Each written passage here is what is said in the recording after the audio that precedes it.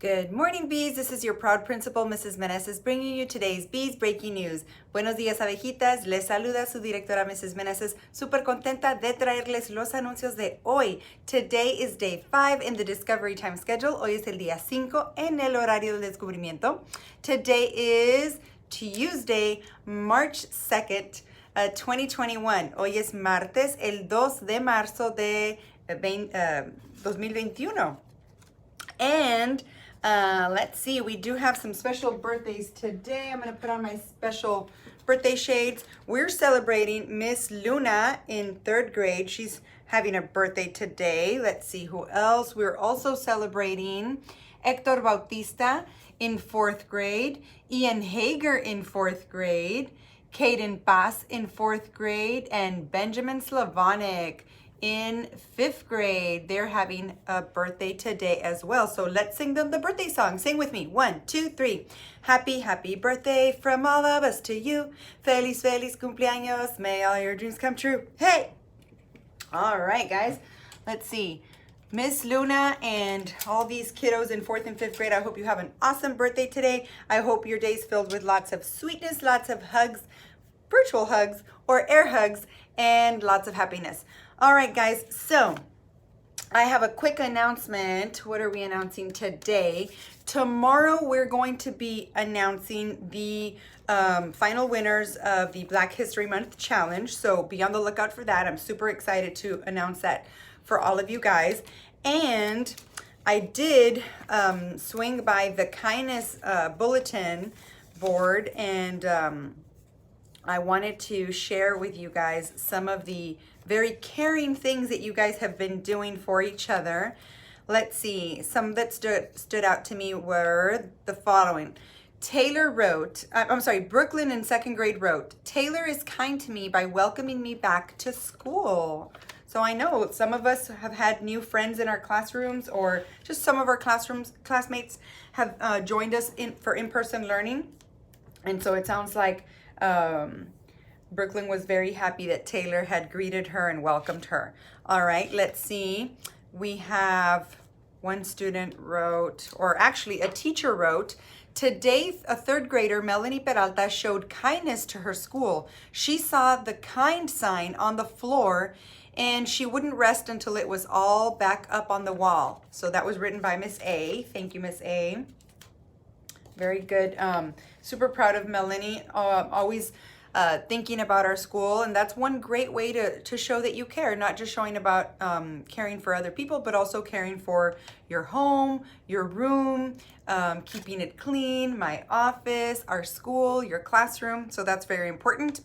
Let's see, another shout out goes to Mrs. Herrera is so nice. She always shows us new things every day. And this was written by Reagan.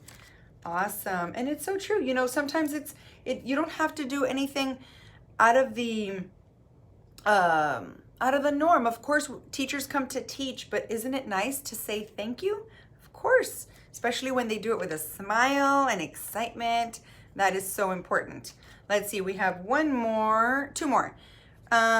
This one was written by Mrs. Herrera. It made me feel so good when Maya and Reagan wrote me a note to tell me that they missed me last week. Super important. When we write little notes, it makes such a big difference, right? It can make somebody's day completely.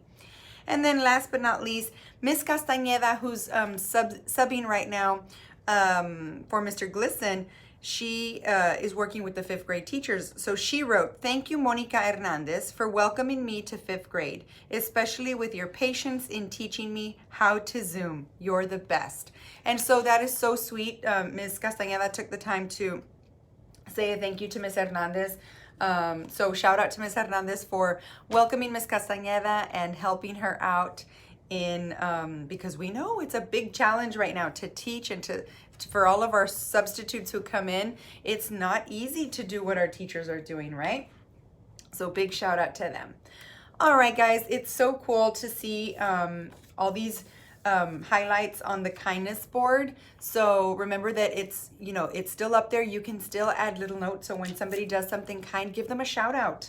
Other people read them too, and it's really nice to spread happiness and joy because when I walk by and I read those great things, it just makes my heart happy. All right, guys.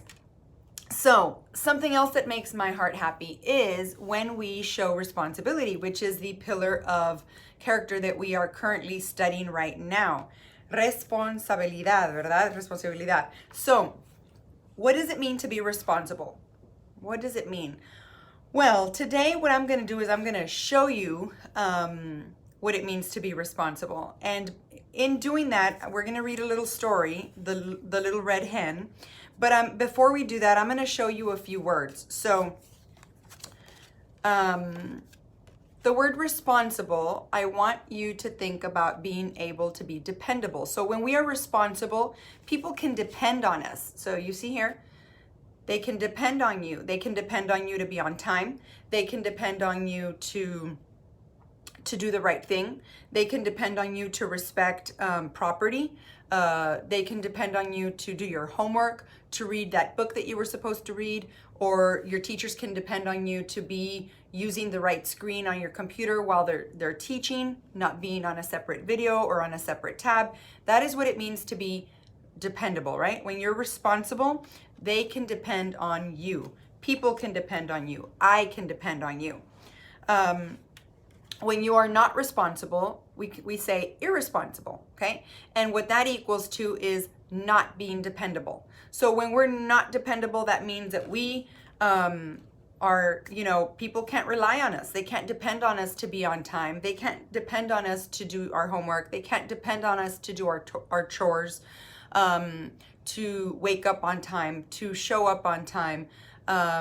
They can't depend on you to be listening when the teacher is teaching, or maybe they can't depend on you to have your camera on. Right now, the responsible thing to do is make sure that your cameras are on, right, when your teachers are teaching.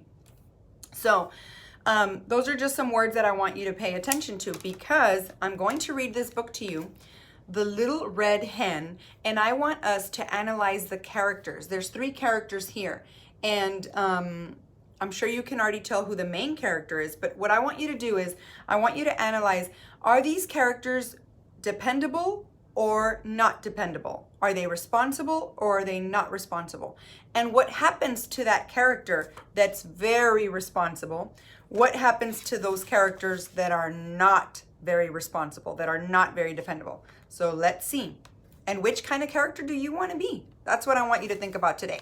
All right, here we go. The Little Red Hen. The Little Red Hen had a full house. She lived with a cat, a dog, and a mouse. Ooh, it rhymes, house and mouse. The cat, the dog, and the mouse were a lazy bunch. They slept all day while the Little Red Hen worked. That doesn't seem very fair. They're sleeping all day, and the Little Red Hen is working. Look at their faces, the lazy ones, and look at the faces of the hardworking Little Red Hen.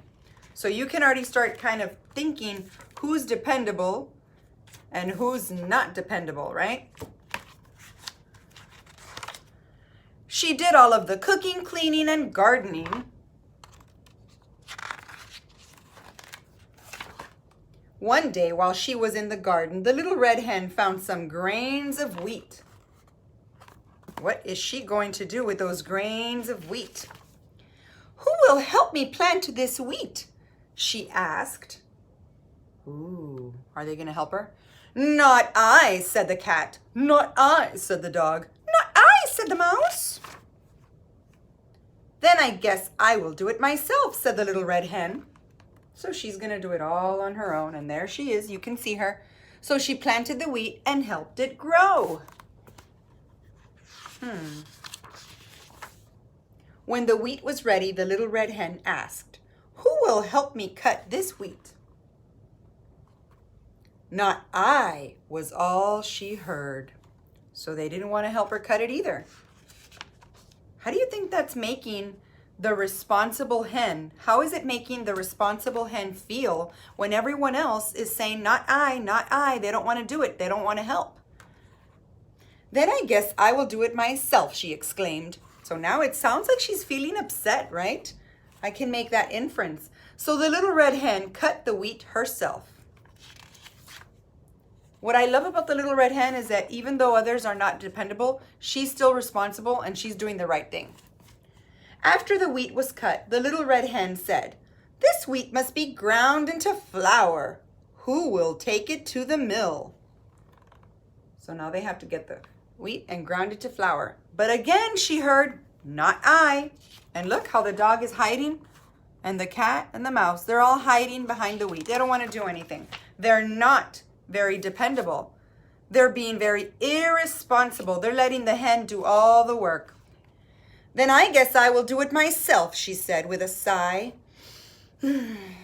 So the little red hen took the wheat to the mill. She returned with a big sack of flour.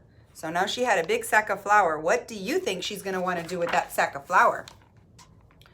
"Who will help me make bread from this flour?" she asked. What do you think they're going to say? "Not I," shouted the cat. "Not I," shouted the dog. "Not I," shouted the mouse. They still don't want to help her make that bread. That was their chance to turn it around, and they're still not being very dependable. They're still being very irresponsible and not very kind. The little red hen muttered, "Then I guess I'll do it myself." So she's going to do it all on her own. She spent the entire afternoon baking bread. And guys, if you've ever baked bread with your parents, you know that takes long. When the bread was done, the little red hen asked, "Who will help me eat this bread?" "I will," yelled the cat. "I will," yelled the dog. "I will," yelled the mouse. Well, of course they will, because they want to eat the bread. Is that very nice? I don't think that's very nice. How do you think the hen is going to react? Can you make any predictions? Look what she says. "I don't think so. I have done everything else myself. I will eat this bread by myself, too," the little red hen said with a smile. Well, good for her, because you know what? They didn't earn it. They didn't help. And who is the one who ended up benefiting at the end? Who ended up happy with a happy tummy and a happy heart? The person who did all the work, because the person who did all the work ate all the cake. And she ate every last crumb all by herself. The end. So, do you want to be like the little red hen? Responsible, dependable? Do you want to be like the other characters who didn't get to eat the bread? Irresponsible and not dependable. So, those of you that are a little older are learning about symbolism. And so, to me,